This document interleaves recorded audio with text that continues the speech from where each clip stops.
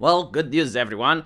It seems that parents are going to be able to sleep safer tomorrow, knowing that one of the most vile and pornographic websites on the internet, Wikipedia, is going to become age restricted. Like, that's right. Little Billy is not going to be able to have his morning wank while looking at Wikipedia.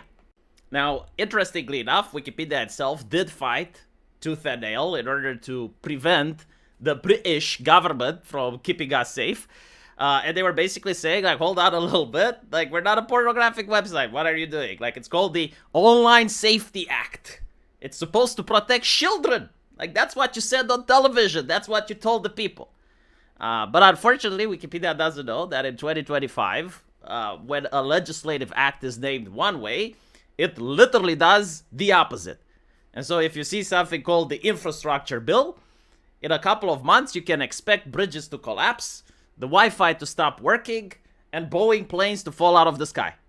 If you see something called the Patriot Act, you can expect that if you allow Washington to read it, he's going to reach for his musket in order to end his presidency sooner. If you see something called the Online Safety Act, then you can expect that it literally puts your child in danger. Like, when he is on social media and he is typing, he may actually type a rap lyric and get arrested. Like, your son could literally go to prison because the government is spying on the edgy shit that he posts. And so, this is why Wikipedia is having a conundrum. Like, they fail to understand real politics. Like, they fail to understand how the world works. Now, the interesting thing about it is that a lot of people have the fuck Wikipedia mentality, which, honestly, I don't blame them. A lot of the shit that they're doing was borderline immoral. Well, actually, not even borderline, was downright immoral.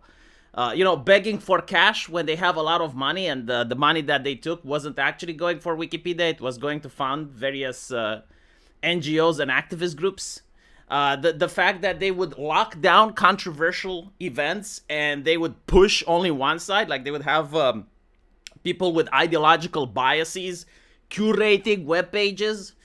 Some of the people working there, I understand, were glowies. Right? And so, like, a lot of people absolutely despise this website. One of the ways that Wikipedia operate was by laundering libel and slander. So you would have a politician. And let's say this politician was an upstanding individual that actually tried to do something for their constituents. Well, you'd go to his page and Wikipedia would call him far-right, Nazi, fascist. And you would wonder, like, okay, well, who calls him that? Well, the editor, obviously. But the editor would be called something like Skullfuck47. An anonymous person, right? But again, like, Wikipedia gets to select the editors. Like they have editorial guidelines on who gets to edit and who doesn't. And so Skullfuck47, which is a far-left lunatic, would basically slander and libel various people. Now, the mainstream media, like outlets like Vice, BuzzFeed, sometimes even The Guardian or bigger pieces, would cite Wikipedia. And so you can't sue them directly because they're not lying. Like, they're basically saying, well, no, we have our sources. Like, our sources are on Wikipedia. And so you'd have to sue Wikipedia, but, like, you can't sue Wikipedia because it's Skullfuck47. So now you'd have to investigate and find out who Skullfuck47 is in order to sue him, right? So, like, that's how they would managed to create this wrap-up smear. It's like, well, Wikipedia says you're far-right, and now the mainstream media says you're far-right. And if you're upset because, like, you're like, I'm not a far-right person, I never did any of this, it's like, why are you lying about me? Well, we're not lying, we're just quoting Wikipedia.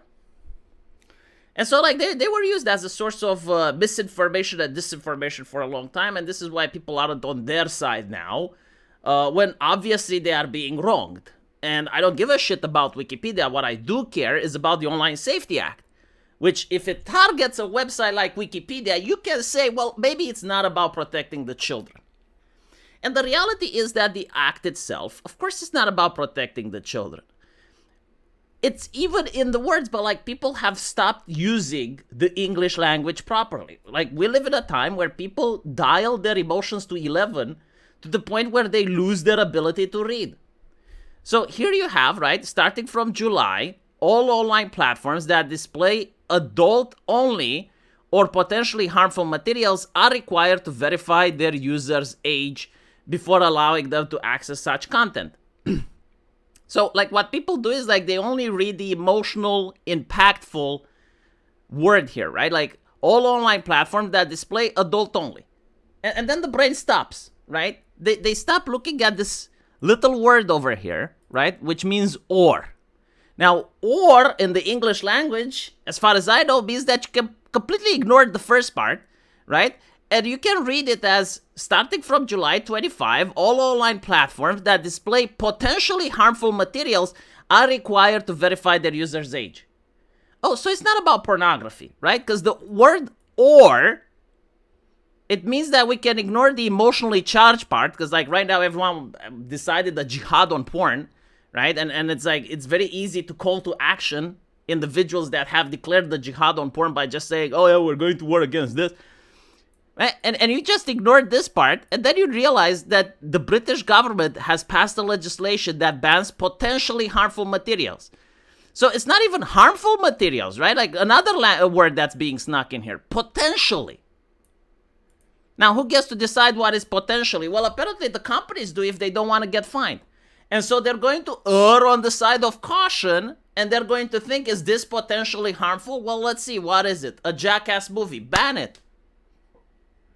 You know, like they don't want to get fined, and so they're going to over-censor. Now, the thing with Wikipedia, the interesting part, is that you had people coming out and saying that the British government, like, actually wanted editorial access to them, like Ofcom, for instance. You know, kind of like the Chinese government. Like in China, if you had a website like Wikipedia and they talked about the Tiananmen Square, the Chinese government would step in and they would be like, no, that's not what happened. You need to change your guidelines, right? So the British government wants to do this for the whole internet. Like if someone talks about something on the internet, Ofcom should be able to step in and say, no, that's not what happened. And this is why Wikipedia sued. And I know the fact that they're going to be able to dox their editors, which by the way is a good thing, like fuck that shit.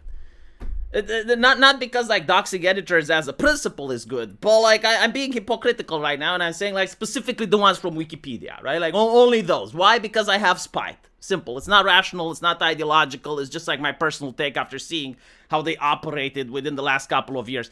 Based on the idea that if you're a Wikipedia editor, you're a bad person. Period. Like probatio ad diabolica. Prove to me that you're not a bad person. Because I think that only bad editors get to exist under Wikipedia due to their editorial policies, right?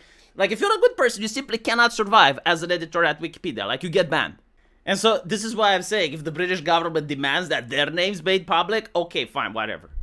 I'm not going to shed the tear. Yeah, I mean, regarding this, I do think we're moving towards the Internet 3.0. Like, there's no way around it. It's not just the United Kingdom that's doing this. It's also Australia, apparently the European Union. You also have the United States now wanting to pass similar laws like the Kids Online Safety Act and many others. So, like, even if this didn't pass, even if the United Kingdom Safety Act would fall, you still have, like, the other legislations. And so the only hope would be that, first of all, the ones from the United States don't pass. And then, like, by some miracle, by some magic, 5 years down the line, you would have the United Kingdom push back against this legislation. And then the companies would region block Australia, because I don't think, like, that mental asylum is going to backtrack. And only like that, maybe we would have our internet back. But by then, you know, people would be so used and so ingrained with the censorship that the companies themselves, like, even if the law doesn't force them to censor, they would probably censor anyway. And so, like, the only way out of it is, like, if you have technology done by necessity that simply tries to bypass against this bullshit. Like, you're going to have dark web websites that aren't promoting criminal activity or anything, but they're just trying to promote the truth. And I think that's where we're heading. You know, like, the cyberpunk utopia has already predicted this. Like, you have, like, the people on the surface, right, using the surface web, which is highly censored, monitored, and everything else. And then you have, like, the surfers, the dark web, where you may actually have, like, legit information and not just, like, criminal activity. The sad thing, but it is what it is. Let me know what you guys think, though.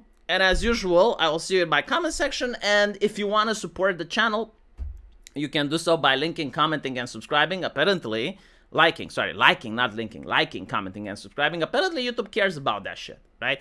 And there's also a pinned comment, which takes you to my Patreon or my Subscribestar. Like, I could use a couple of more backers now, because things are tight. And I also want to start innovating my channel, like see if I can get an editor or something. So anyway, right, thank you for your viewership, and I'll see you guys later. Take care.